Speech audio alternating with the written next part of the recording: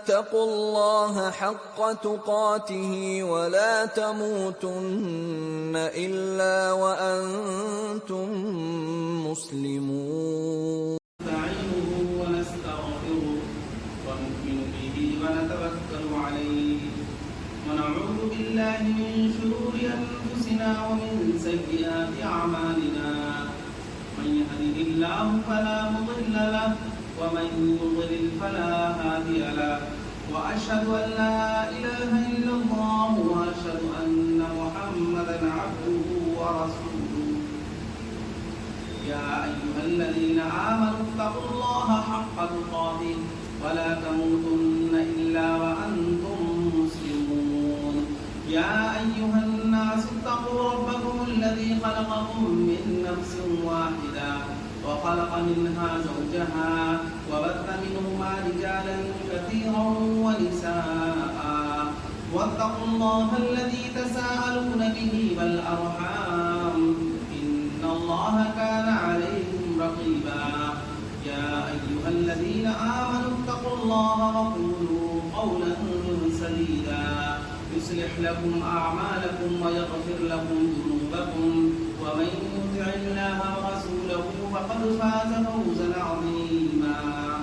أما بعد فإن خير الحديث كتاب الله وخير الهدي هدي محمد صلى الله عليه وسلم وشر الأمور محدثاتها وكل محدثة بدعة وكل بدعة ضلالة وكل ضلالة في النار.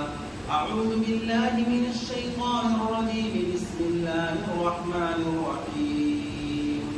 اقترب للناس حسابهم وهم في غفلة معرضون. حاضرین جمعہ، دینی و ملی بھائیوں، پردہ نشین خواتین اسلام،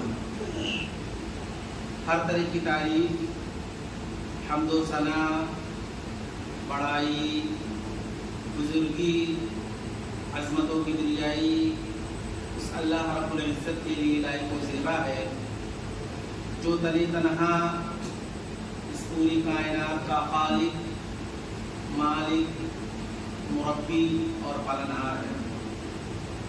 جس نے ہمیں اس دنیا کے اندر پیدا کیا اور پیدا کرنے کے بعد یوں ہی بیکار نہیں چھوڑا بلکہ ہماری رشد و ہدایت کے لیے انبیاء کرام کا سلسلہ جاری کیا، جس کی آخری کڑی جناب محمد رسول اللہ صلی اللہ علیہ وسلم ہے. بعدہ انگیر لا تعداد بے شمار درود و سلام نازل ہوں تمام انبیاء علیہ الصلوۃ والتسلیم پر، خصوصاً اللہ کے آخری نبی جناب محمد رسول اللہ صلی اللہ علیہ وسلم پر. محترم بھائیوں، خطبہ مسنونہ کے بعد قرآن مجید کی ایک آیت کی میں نے تلاوت کی ہے. اسی آیت کریمہ کے پیش نظر کچھ باتیں آخرت کی تیاری اور اس کے فکر کے حوالے سے کچھ باتیں آپ کے سامنے پیش کروں گا. محترم بھائیوں، دنیا کے اندر ہر انسان اسے اپنے آپ کی یا اسی طریقے سے اپنے گھر کے حوالے سے یا اسی طریقے سے اپنے بزنس اور اپنے کاروبار کے حوالے سے ہر انسان ایک فکر کرتا ہے، سوچتا ہے، غور کرتا ہے. خاص طور سے بہت سارے لوگ اور تقریباً سارے لوگ اپنے اولاد کے تئیں بھی فکر مند ہوتے ہیں اور اپنے اہل و عیال کے بارے میں سوچتے ہیں، غور کرتے ہیں اور ان کے مستقبل کے سنوارنے کے حساب سے اور ان کا مستقبل اچھا ہو، آگے چل کر کے وہ ترقی کرے، ان ساری چیزوں کے حوالے سے لے کر کے ہر آدمی فکر مند ہوتا ہے. اللہ رب العالمین جتنی فکر اپنے بندوں کے حوالے سے کرتا ہے اور اپنے بندوں کی جتنی فکر اللہ رب العالمین کرتا ہے، انسان دنیا کے اندر خود وہ نہ اپنے آپ کی اتنی فکر کر سکتا ہے نہ اپنے اولاد کے تعلق سے. اللہ رب العالمین نے قرآن مجید کے اندر کہا کہا اقترب للناس حسابهم وهم فی غفلۃ معرضون، کہ حساب و کتاب کا وقت بالکل قریب آ گیا، قیامت کا وقت بالکل قریب آ چکا ہے، لیکن اس کے بندوں کا معاملہ تو یہ ہے کہ وہ خواب غفلت کی نیند سو رہے ہیں۔ انہیں ذرہ برابر اس بات کی فکر نہیں ہے کہ اللہ رب العالمین کے روبرو ہر شخص کو حاضر ہونا ہے، اللہ رب العالمین کے سامنے اللہ رب العالمین کے روبرو اس شخص کو حساب و کتاب دینا ہے، کسی کو ذرہ برابر فکر نہیں ہے۔ تو اللہ رب العالمین اس آیت کریمہ میں اپنے بندوں کو دعوت فکر دے رہا ہے۔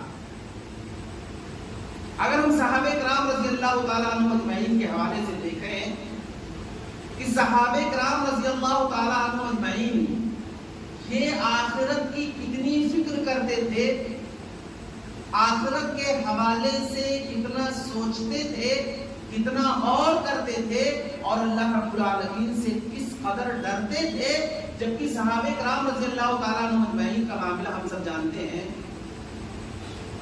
کہ سارے صحابہ جنتی ہیں۔ دنیا کے اندر اللہ رب العالمین نے ان کے لیے جنت کی سرٹیفکیٹ نازل کر دی، اور اللہ رب العالمین نے دنیا ہی کے اندر اپنی رضا کا اعلان کر دیا کہ اللہ رب العالمین سے راضی ہو چکا ہے۔ اس کے باوجود تمام صحابہ کرام کا معاملہ یہ تھا، اس قدر فکر مند ہوتے تھے آخرت کے حوالے سے، عذاب قبر کے بارے میں جب سوچتے تھے، جہنم کی ہولناکیوں کے تعلق سے جب سوچتے تھے، قیامت کی ہولناکیوں کے تعلق سے جب سوچتے تھے، تو کتنا ڈرتے تھے، کتنا خوف کھاتے تھے اور کتنا سوچتے تھے۔ معاذ بن جبل رضی اللہ تعالیٰ عنہ، معاذ بن جبل رضی اللہ تعالیٰ عنہ اللہ کے نبی صلی اللہ علیہ وسلم کے پاس آتے ہیں۔ اللہ کے نبی صلی اللہ علیہ وسلم نے حضرت معاذ کو جب دیکھا تو کہا، یا معاذ، اے معاذ، تمہیں آخر کیا ہو گیا ہے؟ آخر تمہیں کیا ہو گیا ہے؟ یہ تمہاری چہرے کی رونق، یہ پراگندہ حال، یہ تمہارا کپڑا، یہ تمہارا بال، یہ تم نے کیا حلیہ بنا رکھا ہے؟ آخر کیا معاملہ ہے؟ بہت زیادہ تم فکر مند لگ رہے ہو، اور تم نے اپنی کیا حالت بنا رکھی ہے؟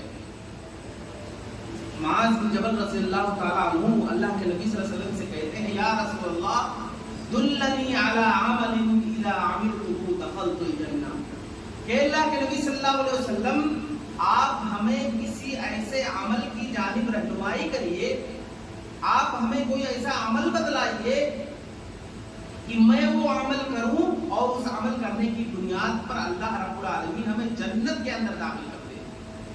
جنت میں داخلہ کیسے ہوگا؟ عذاب قبر سے چھٹکارا کیسے ملے گا؟ جہنم سے میں کیسے بچ پاؤں گا؟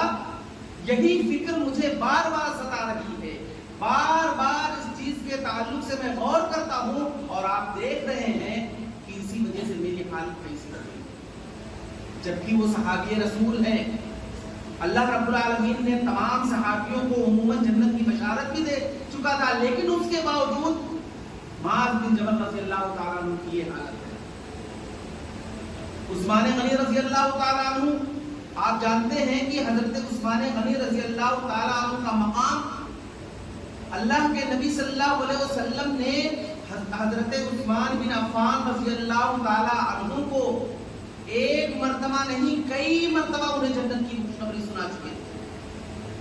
اور جب غزوہ تبوک کا موقع تھا تو غزوہ تبوک کے موقع پر جب عثمان رضی اللہ تعالیٰ عنہ نے اللہ کے نبی صلی اللہ علیہ وسلم کا تعاون کیا تھا، تبوک یہ لمبا سفر تھا، صحابہ کرام کی تعداد بہت زیادہ تھی، اسباب سفر نہیں تھا، اللہ کے نبی صلی اللہ علیہ وسلم نے جب تعاون کا اعلان کیا تو عثمان رضی اللہ تعالیٰ عنہ نے اتنا زیادہ اللہ کے نبی صلی اللہ علیہ وسلم کا تعاون کیا کہ اس تعاون کو لے کر کے اللہ کے نبی صلی اللہ علیہ وسلم منبر پر کھڑے ہو جاتے ہیں اور آپ کہتے ہیں، ما ضر ابن عفان ما عمل بعد هذا اليوم، کہ حضرت عثمان بن عفان رضی اللہ تعالیٰ عنہ آج کے بعد کوئی بھی نیکی نہ کرے، آج کے بعد کوئی عمل ہی نہ کرے تو انہیں جنت میں جانے سے کوئی چیز نہیں روک سکتی ہے۔ تو یہ فضیلت حضرت عثمان رضی اللہ تعالیٰ عنہ کی، لیکن ان کا معاملہ یہ ہے کہ جب وہ قبرستان سے گزرتے تھے، جب ان کا گزر کسی قبرستان سے ہوتا تھا کہ اللہ کے نبی صلی اللہ علیہ وسلم اپنے درس میں اللہ کے نبی صلی اللہ علیہ وسلم جب صحابہ کو نصیحت کرتے تھے اور اس میں عذاب قبر کے حوالے سے جب کچھ باتیں کرتے تھے تو عثمان غنی رضی اللہ تعالیٰ عنہ اتنا روتے تھے کہ ان کے آنسو سے ان کی داڑیاں تر ہو جایا کرتی تھی۔ کسی نے کہا کہ اے عثمان، جب تمہارے سامنے جہنم کا تذکرہ ہوتا ہے تو آپ اتنا نہیں روتے ہو، لیکن جب آپ کسی قبرستان سے گزرتے ہو یا قبر کے عذاب قبر کے حوالے سے آپ کے سامنے کوئی بات کہی جاتی ہے تو آپ اتنا کیوں روتے ہیں؟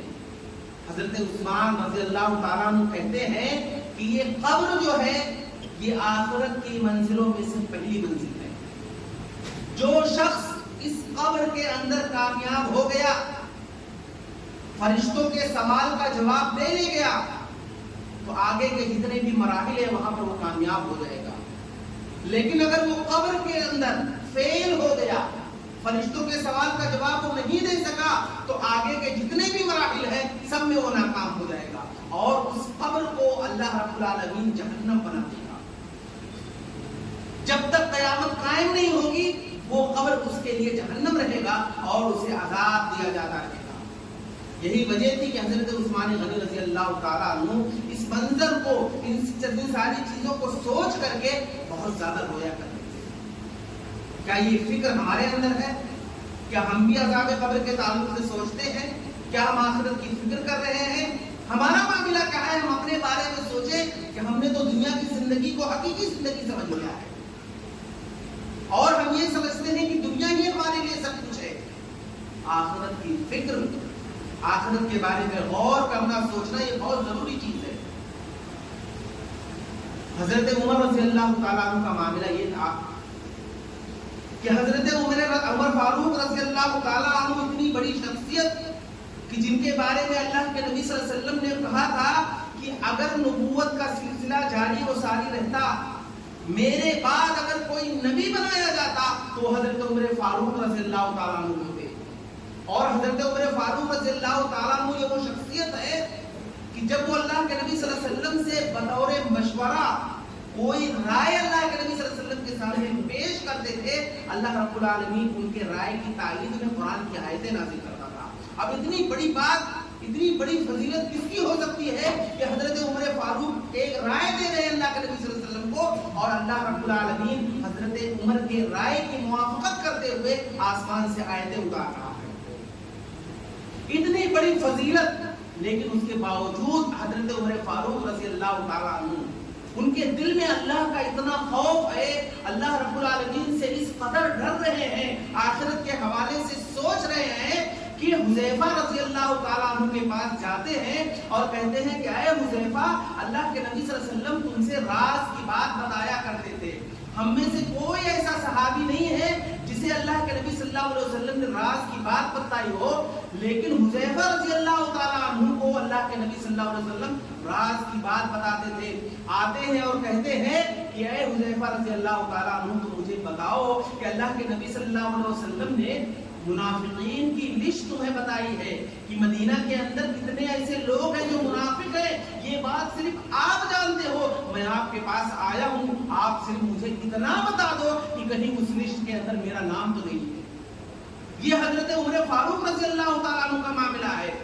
اور یہی نہیں بلکہ حضرت عمر فاروق رضی اللہ تعالیٰ عنہ کی وفات کا وقت جب آیا تو کسی نے حضرت عمر فاروق سے کہہ دیا کہ اے عمر فاروق، تم نے اپنے دور خلافت کے اندر اتنا انصاف سے کام لیا ہے اور اپنے دور خلافت کو آپ نے اتنے اچھے طریقے سے گزارا ہے، آپ کے لیے تو خوشخبری ہے، آپ تو جنتی ہیں۔ حضرت عمر فاروق رضی اللہ تعالیٰ عنہ کہتے ہیں کہ میں اللہ رب العالمین کے روبرو جب پیش ہوں اور اللہ رب العالمین اگر مجھ سے صرف اتنا کہہ دے کہ تم نے جو دور خلافت، اپنے خلافت میں جو کام کیا ہے اس کے لیے نہ تم ثواب کے مستحق ہو نہ تم اس کے لیے عذاب کے مستحق ہو، اللہ رب العالمین اگر اتنا کہہ دے گا تو میں سمجھ جاؤں گا کہ میرا بیڑا پار ہو گیا۔ کہ حضرت عمر رضی اللہ تعالیٰ عنہ کا ڈر دیکھیے، ان کا خوف دیکھیے. یہاں تک کی روایت کے اندر آتا ہے کہ حضرت عمر فاروق رضی اللہ تعالیٰ عنہ اتنا ڈرتے تھے، آخرت کے حوالے سے اتنا سوچتے تھے کہ ایک مرتبہ راستے سے ان کا ایک گزر ہوا، مسجد کے اندر کوئی شخص کھڑے ہو کر کے تہجد کی نماز پڑھ رہا تھا، اور تہجد کی نماز میں وہ زور سے قرأت کر رہا تھا، اور عمر فاروق رضی اللہ تعالیٰ عنہ کا جب گزر ہوا تو انہوں نے ایک آیت سنی، اور وہ آیت کریمہ یہ تھی کہ ان عذاب ربک لواقع، کہ اللہ رب العالمین کا جو عذاب ہے وہ واقع ہونے والا ہے. حضرت عمر فاروق رضی اللہ تعالیٰ عنہ نے جب اس آیت کریمہ کو سنا، آپ گزر رہے تھے تو وہ اتنا ڈر گئے. روایت کے اندر آتا ہے کہ ڈر کی وجہ سے وہ بیمار ہو گئے، اور بیماری اس قدر بڑھی، اتنا زیادہ بیمار ہو گئے کہ تقریباً 1 مہینے تک بیمار تھے. 1 مہینے تک بیمار تھے. لوگ ان کی عیادت کے لیے ان کے گھروں پر جایا کرتے تھے. یہ حضرت عمر فاروق رضی اللہ تعالیٰ عنہ کا معاملہ. آج ہمارے سامنے قرآن کریم کی آیتیں پڑھی جاتی ہیں، قرآن کریم کا ترجمہ بیان کیا جاتا ہے، اللہ رب العالمین کے عذاب کا تذکرہ کیا جاتا ہے، عذاب جہنم، عذاب قبر کے حوالے سے باتیں کی جاتی ہیں، قیامت کے ہولناکیوں کا تذکرہ کیا جاتا ہے. ہمارے دل اتنے سخت ہو گئے ہیں، ہمارا معاملہ اتنا عجیب ہو گیا ہے کہ ہمیں کچھ فرق ہی نہیں پڑتا ہے. ایسا لگتا ہی نہیں کہ ہمیں بھی اللہ رب العالمین کے روبرو حاضر ہونا ہے. اللہ کا خوف، اللہ رب العالمین کا ڈر اگر ہمارے دل میں نہیں رہا تو آپ یہ سمجھیں کہ ہم کامیاب نہیں ہو سکتے. حضرت ابوبکر صدیق رضی اللہ تعالیٰ عنہ ایک مرتبہ ایک پرندے کو اڑتے ہوئے دیکھا، تو اس پرندے کو دیکھ کر کے رش کر رہے ہیں، یہ پرندہ تو کتنا اچھا ہے، جب تو مر جائے گا تو اللہ رب العالمین کے روبرو نہ تجھ سے سوال ہوگا نہ جواب ہوگا، تو کتنا خوش نصیب ہے اور کتنا اچھا ہے. اپنے بارے میں سوچ رہے ہیں، جبکہ حضرت ابوبکر کی فضیلت ہم سب جانتے ہیں کہ جن کے بارے میں کہا گیا ہے کہ افضل الصحابہ بعد الانبیاء ابوبکر رضی اللہ تعالیٰ عنہ. اس روئے زمین پر انبیاء کے بعد اگر کسی کا مقام و مرتبہ ہے تو وہ حضرت ابوبکر صدیق رضی اللہ تعالیٰ عنہ ہے. وہ اتنا ڈر رہے ہیں، اتنا خوف کھا رہے ہیں، پرندے کو دیکھ کر کے رش کر رہے ہیں. عبداللہ ابن مسعود رضی اللہ تعالیٰ عنہ، عبداللہ ابن مسعود رضی اللہ تعالیٰ عنہ نے ایک لوہار کو دیکھا کہ لوہار لوہے کو گرم کر رہا تھا. جب وہ لوہا زیادہ گرم ہو گیا تو دیکھ کر کے اسے رونے لگے اور کہنے لگے کہ اس لوہے کو دیکھو، یہ دنیا کی آگ نے اسے لال کیا ہے، اگر کسی انسان کا ہاتھ یا اس کا جسم اگر اس لوہے پر لگ جائے گا تو اس کا جسم جل کر کے خاک ہو جائے گا. یہ تو دنیا کی آگ ہے. آخرت کے حوالے سے سوچنے لگے کہ جہنم کی آگ کا کیا حال ہوگا. جب دنیا کی آگ نے اس لوہے کو اس قدر لال کر دیا ہے تو آخرت کے حوالے سے جہنم کی آگ کی کیفیت کیا ہوگی. وہ سوچ کر کے عبداللہ ابن مسعود رضی اللہ تعالیٰ عنہ گھبرا گئے، کہ وہ اللہ رب العالمین سے ڈرنے والے بندے تھے، آخرت کے حوالے سے سوچتے تھے، فکر کرتے تھے. ہم تو بس قصے کہانیوں کی طرح سن لیتے ہیں، ہمارے دل پر اس کا اثر ہی نہیں ہوتا. اور یہی نہیں، آپ دیکھیے خود اللہ کے نبی صلی اللہ علیہ وسلم، اللہ کے نبی صلی اللہ علیہ وسلم جن کے بارے میں اللہ رب العالمین نے کہا لِيَغْفِرَ لَكَ اللَّهُ مَا تَقَدَّمَ مِن ذَنبِكَ وَمَا تَأَخَّرَ، کہ اللہ کے نبی صلی اللہ علیہ وسلم کے اگلے پچھلے چھوٹی موٹی جو خطائیں اس کو ہم خطا بھی نہیں کر سکتے، سب کچھ اللہ رب العالمین نے معاف کر دیا ہے. لیکن اس کے باوجود اللہ کے نبی صلی اللہ علیہ وسلم کی حالت یہ ہے کہ آپ صلی اللہ علیہ وسلم قرآن مجید کی تلاوت کر رہے ہیں، تلاوت کرتے کرتے اللہ کے نبی صلی اللہ علیہ وسلم کی حالت بدل جا رہی ہے. صحابی رسول میں سے کسی نے کہا کہ اللہ کے نبی صلی اللہ علیہ وسلم آپ کی عمر مبارک تو اتنی زیادہ نہیں ہے، لیکن آپ کے سر کے کچھ بال اور داڑھی کے کچھ بال سفید نظر آ رہے ہیں. آپ تو بوڑھے ہیں، آپ کی عمر اتنی زیادہ نہیں ہے، لیکن آپ کے بال سفید ہو گئے، کچھ بال آپ کے سفید ہو گئے، کیا معاملہ ہے؟ اللہ کے نبی صلی اللہ علیہ وسلم نے کہا شیبتنی ہود، مجھے سورہ ہود نے بوڑھا کر دیا. اللہ کے نبی صلی اللہ علیہ وسلم قرآن مجید کو پڑھتے جا رہے ہیں اور بوڑھے ہوتے جا رہے ہیں، اور خود اللہ کے نبی صلی اللہ علیہ وسلم نے کہا کہ مجھے سورہ ہود نے بوڑھا کر دیا ہے. آخر اب سورہ ہود کے اندر آخر کون سی صفات ہے؟ سورہ ہود اور اس طرح کی کچھ صورتیں قرآن مجید کے اندر ایسی ہیں کہ اللہ کے نبی صلی اللہ علیہ وسلم ان کی تلاوت کر رہے ہیں، بوڑھے ہوتے جا رہے ہیں. آج ہمارا معاملہ کیا ہے؟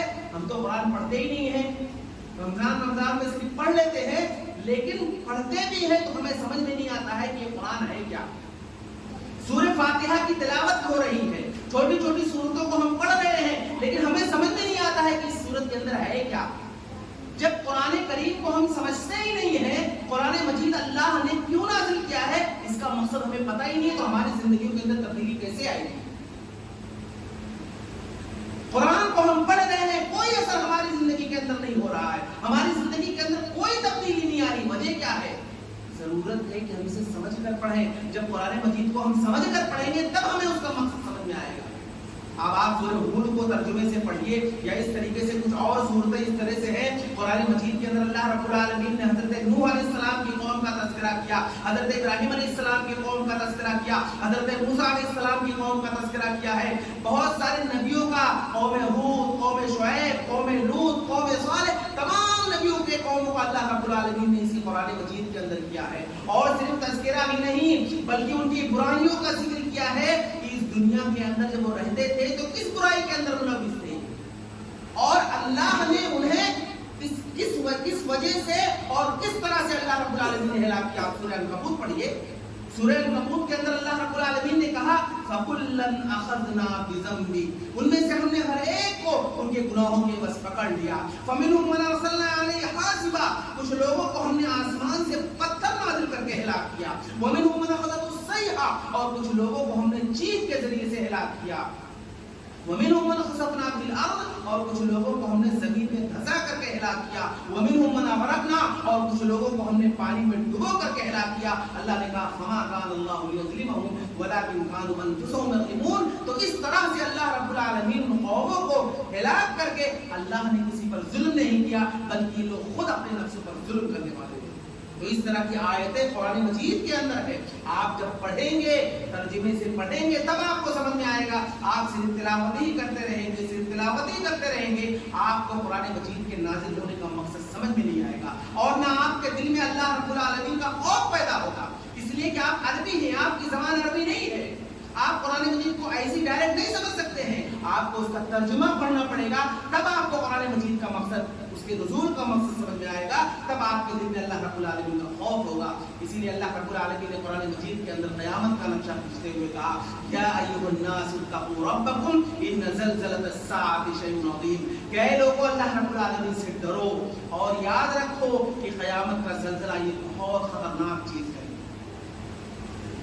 اللہ رب العالمین نے مزید قیامت کا تعارف کرتے ہوئے کہا اذا زلزلت الارض زلزالها واخرجت الارض اثقالها. قیامت جب قریب ہوگی تو اللہ رب العالمین نے کہا اللہ رب العالمین زمین کو، پوری زمین کو جھنجھوڑ کر کے رکھ دے گا. واخرجت الارض اثقالها، اور زمین اپنے اندر کے خزانے کو نکال کر کے پھینک دے گی.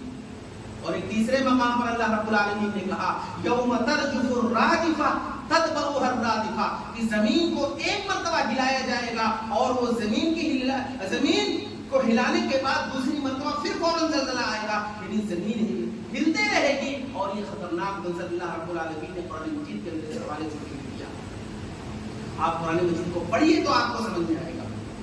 اللہ رب العالمین نے کہا یوم ترونها تذهل كل مرضعة عما ارضعت وتضع كل ذات حمل حملها وترى الناس سكارى وما هم بسكارى ولكن عذاب الله شديد. اللہ رب العالمین نے کہا کہ اس دن تم دیکھو گے یوم ترونها تذهل كل مرضعة عما ارضعت، کہ ہر دودھ پلانے والی عورت اپنے دودھ پیتے بچے کو بھول جائے گی.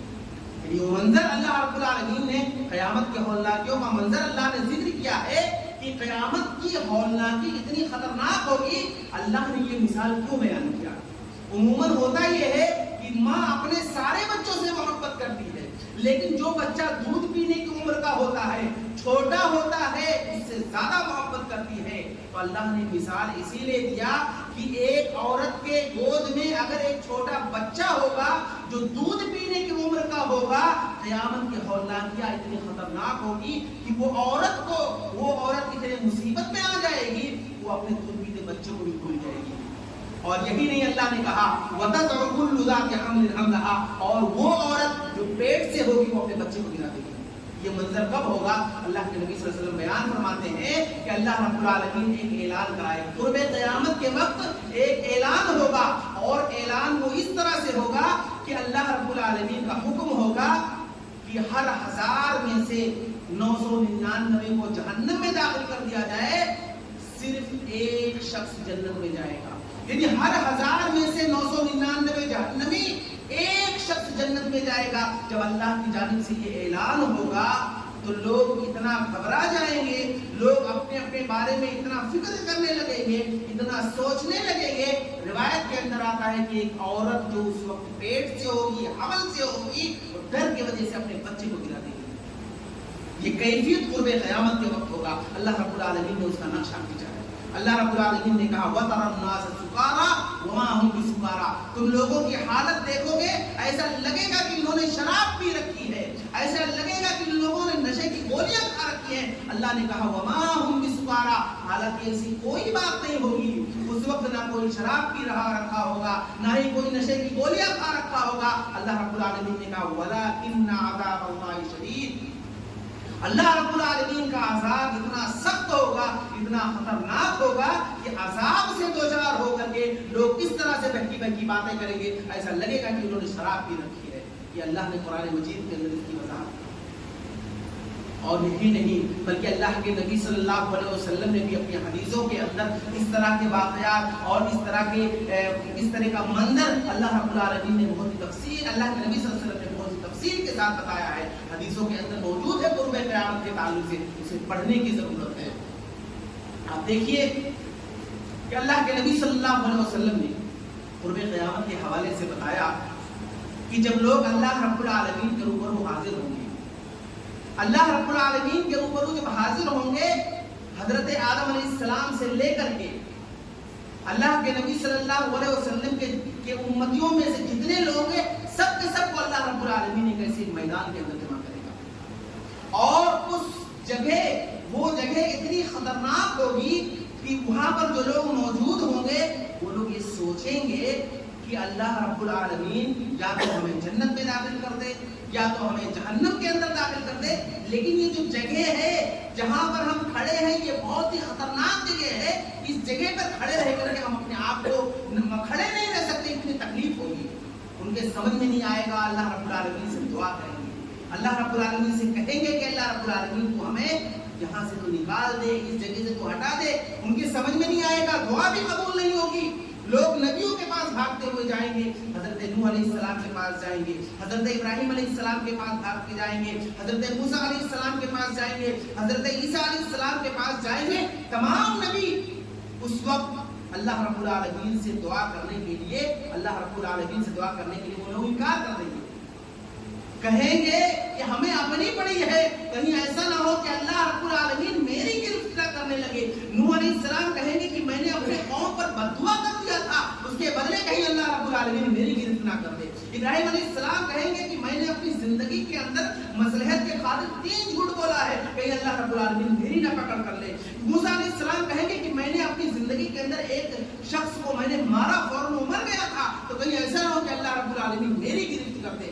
ہر نبی کو اپنی اپنی پڑی ہوگی، ہر نبی اپنے اپنے بارے میں سوچیں گے. کیونکہ روایت کے اندر آتا ہے ان اللہ لن یغضب قبلی ولن یغضب بعدی، کہ اللہ رب العالمین اس وقت اتنا زیادہ غصے میں رہے گا کہ نہ اس سے پہلے کبھی غصے میں تھا، نہ اس کے بعد کبھی غصے میں ہوگا. تو یہ حالت اور یہ منظر ہوگا. اور اس وقت روایت کے اندر آتا ہے کہ اللہ رب العالمین اس وقت تمام لوگوں سے بغیر کسی ترجمان کے، بغیر کسی ٹرانسلیٹر کے، اللہ رب العالمین ڈائریکٹ اپنے بندوں سے سوال و جواب شروع کرے گا. وہ حالت کیا ہوگی سوچنے کی ضرورت ہے. پھر لوگ کہتے ہیں، اللہ کے نبی صلی اللہ علیہ وسلم بیان کرتے ہیں کہ جب سارے نبی، تمام نبی دعا کرنے سے انکار کر دیں گے، شفاعت کرنے سے انکار کر دیں گے، کیونکہ اللہ رب العالمین کسی کو اجازت ہی نہیں دیتا. تو اللہ کے نبی صلی اللہ علیہ وسلم بیان فرماتے ہیں کہ سارے لوگ میرے پاس بھاگ کر کے آئیں گے. تمام لوگ اللہ کے نبی صلی اللہ علیہ وسلم کے پاس بھاگ کر کے آئیں گے. اللہ کے نبی صلی اللہ علیہ وسلم سے کہیں گے کہ اللہ کے نبی، آپ اللہ کے آخری نبی ہیں. اللہ رب العالمین نے آپ کو نبی اور رسول بنا کر کے بھیجا تھا اور نبوت کا آخری تاج آپ کے سر پر سجایا تھا. آپ ہمارے لیے دعا کر دیجئے کہ تاکہ ہم اس عذاب سے اور اس تکلیف سے چھٹکارا پا جائیں. اللہ کے نبی صلی اللہ علیہ وسلم بیان فرماتے ہیں تو اس وقت اللہ کے نبی صلی اللہ علیہ وسلم کہتے ہیں کہ جب اللہ رب العالمین مجھے اجازت دے گا تب میں اپنی امت کے لیے شفاعت کروں گا۔ روایت کے اندر آتا ہے کہ اللہ کے نبی صلی اللہ علیہ وسلم آئیں گے، سجدے میں جائیں گے، روئیں گے، اللہ رب العالمین سے گڑ گڑائیں گے، اللہ رب العالمین سے دعا کریں گے تمام لوگوں کے لیے۔ تب اللہ رب العالمین کہے گا یا محمد صلی اللہ علیہ وسلم ارفع راسک وقل یسمع وسل تعطى واشفع تشفع، اے نبی صلی اللہ علیہ وسلم آپ اپنے سر کو اٹھائیے، آپ جو مانگیں گے آپ کو دیا جائے گا، آپ دعا کریں گے آپ کی دعا قبول کی جائے گی، آپ شفاعت کریں گے اپنی امت کے لیے تو آپ کے حق میں اس شفاعت کو قبول کیا جائے گا۔ تو اللہ کے نبی صلی اللہ علیہ وسلم اس وقت اپنی امت کے لیے جب شفاعت کریں گے، اللہ رب العالمین سے رو رو کر کے اپنی امت اور تمام لوگوں کے لیے اللہ رب العالمین سے دعا کریں گے، تو اس وقت اللہ رب العالمین اپنے نبی کے دعا کے نتیجے میں اللہ رب العالمین ان کو کچھ جگہ سے منتقل کر کے دوسری جگہ لے جائے گا۔ تو اللہ کے نبی صلی اللہ علیہ وسلم کی شفاعت کے مستحق کون لوگ ہوں گے؟ کیا وہ لوگ جو اللہ کے نبی صلی اللہ علیہ وسلم کی سنت کا مذاق اڑاتے ہیں اس دنیا کے اندر؟ کیا وہ لوگ جو اللہ کے نبی صلی اللہ علیہ وسلم کی اتباع نہیں کرتے، اللہ کے نبی صلی اللہ علیہ وسلم کی پیروی نہیں کرتے، یا جو شریعت اللہ کے نبی صلی اللہ علیہ وسلم لے کر کے آئے، جو پیغام اللہ کے نبی صلی اللہ علیہ وسلم لے کر کے آئے، جو توحید اللہ کے نبی صلی اللہ علیہ وسلم لے کر کے آئے، اور جس چیز کی دعوت اللہ کے نبی صلی اللہ علیہ وسلم نے اپنی زندگیوں کے اندر دیا، کیا ہم نے اس کو پورا کیا؟ کیا اللہ کے نبی صلی اللہ علیہ وسلم کی اسوے پر ہم عمل کر رہے ہیں؟ کیا اللہ رب العالمین کی نازل کردہ توحید، جو توحید کی دعوت اللہ کے نبی صلی اللہ علیہ وسلم نے اپنی زندگی کے اندر دیا، کیا اس توحید پر ہمارا عمل ہے؟ کیسے اللہ کے نبی صلی اللہ علیہ وسلم کی شفاعت ہمارے حق میں قبول ہوگی؟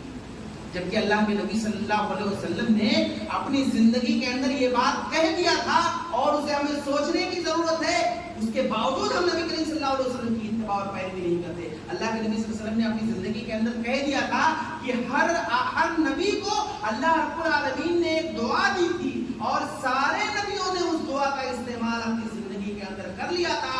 وَإِنِ اخْتَبَأْتُ دَعْوَتِي شَفَاعَةً لِأُمَّتِي، لیکن اللہ رب العالمین نے جو مجھے دعا دی تھی اور اللہ رب العالمین نے اس دعا کی قبولیت کی گارنٹی بھی دے دی تھی، تو میں نے اپنی زندگی کے اندر اس دعا کا استعمال نہیں کیا۔ وَإِنِ اخْتَبَأْتُ دَعْوَتِي شَفَاعَةً لِأُمَّتِي، میں اس دعا کو چھپا کر کے رکھا ہوں، اور جب قیامت کے دن جب میری امت کو میری ضرورت پڑے گی تو میں اللہ رب العالمین سے دعا کر کے اپنی امت کو بچاؤں گا۔ اپنے امت کو عذاب سے بچانے کے لیے اللہ رب العالمین کے نبی صلی اللہ علیہ وسلم نے کہا میں اپنی امت کے لیے دعا کروں گا۔ تو وہ نبی جس کی سنت پر ہم عمل نہیں کرتے ہیں، وہ نبی کا حکم ہے کہ تم نماز پڑھو، اللہ نے نماز فرض کیا، ہم نماز نہیں پڑھتے ہیں، اور کچھ ایسی برائیاں ہیں، بہت ساری ایسی برائیاں ہیں، بڑے بڑے گناہ ہیں، اللہ کے نبی صلی اللہ علیہ وسلم نے اسے منع کیا، سختی سے اللہ رب العالمین کا حکم آیا، لیکن اس کے باوجود ان تمام چیزوں کو ہم ترک نہیں کر رہے ہیں، تو اللہ رب العالمین کی جانب سے ہمیں چھٹکارا کیسے ملے گا؟ نبی صلی اللہ علیہ وسلم کی شفاعت ہمارے حق میں کیسے قبول ہوگی؟ اسے سوچنے کی ضرورت ہے۔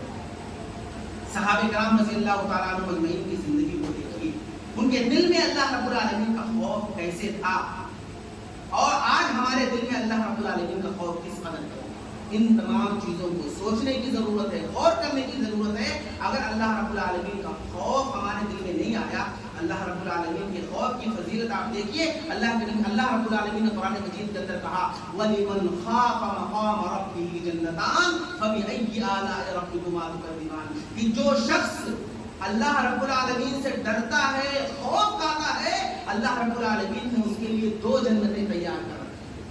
مفسرین اس آیت کریمہ کے سلسلے میں لکھتے ہیں کہ اللہ رب العالمین نے 2 جنت ایسی تیار کر رکھی ہے کہ جس کے سارے برتن سونے کو ہوں گے، اور 2 جنت اللہ نے ایسی تیار کر رکھی ہے کہ جس کے سارے برتن چاندی کو ہوں گے۔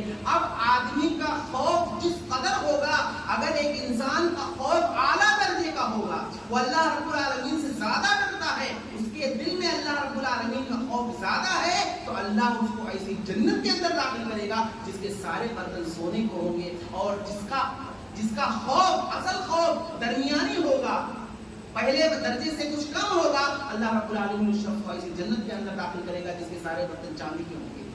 تو یہ اللہ رب العالمین نے کہا ہم یہی آلائے جماعت کی دیوان، تو اے جناتوں اور انسانوں کی جماعت، تم کن کن چیزوں کو جھٹلاؤ گے؟ تو کہنے کا مقصد یہ ہے کہ اگر ہم اللہ رب العالمین کا خوف، اللہ رب العالمین کا ڈر اپنے دل میں بساتے ہیں اور اللہ سے ڈرتے ہیں تو اللہ رب العالمین نے ایسے لوگوں کے لیے اپنی مغفرت کا اعلان کیا ہے. لیکن اگر ہم اللہ رب العالمین کا خوف اپنے دل میں نہیں بساتے ہیں، آخرت کی فکر نہیں کرتے، آخرت کے بارے میں نہیں سوچتے ہیں اور دنیا کی خود کو حقیقی زندگی سمجھتے ہیں، تو ہمیں اللہ رب العالمین سے ڈرتے ہوئے رجوع کرنا چاہیے، توبہ کرنا چاہیے، استغفار کرنا چاہیے، اللہ سے معافی مانگنی چاہیے. اور اب تک جتنے ہم نے گناہ کیا، اللہ نے موقع دیا ہے، اللہ رب العالمین سے اس موقع کو غنیمت سمجھتے ہوئے اللہ رب العالمین کے جانب رجوع ہو کر کے اپنے گناہوں سے شرمندگی اور آئندہ نہ کرنے کے لیے اللہ رب العالمین سے عہد و پیمان کرنا چاہیے. اللہ رب العالمین سے دعا ہے کہ اللہ رب العالمین تمام لوگوں کو نیک بنائے، صالح بنائے، جب تک تو ہمیں اس دنیا کے اندر زندہ رکھ، ایمان اور اسلام پر زندہ رکھ، اور ہمارا خاتمہ اور ایمان بالخیر پر ہو. آمین. وآخر دعوانا الحمدللہ. أشرقت نفسي بنور من فؤادي حينما رددت يا رب